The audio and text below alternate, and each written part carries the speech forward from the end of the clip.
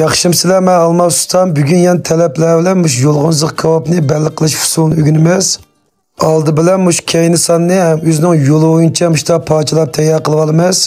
Undan keyin buni ziq kabobdan sal yo'g'roq to'g'raymiz. To'g'ragan vaqtida mana mush holatda rasmda ko'rsatilgandek to'g'rasanglar bo'ladi. Yaxshi mazmunlarni yo'llayotgandan keyin haqsiz yurakni, alt raqamlarni, gullarni, mana xo belgilarini yo'llab qo'yinglar. To'g'ri olgan go'shtimiz 2 kilo. 2 kilo go'shtga yarim tal bosh piyoz ishlasak bo'ladi. Bosh piyozni usha qalat ishlaymiz do'stlar.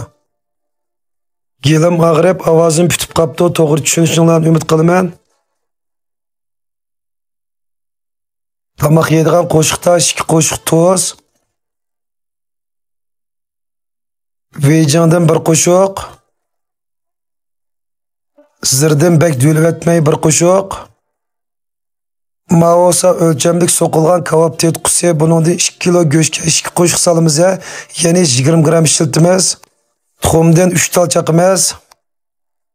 Suzik suvdan mush miqdorda qo'yamiz. Tekshi aralashtiramiz, dardamallarni bütün go'shtning hamma yerga yegizitamiz.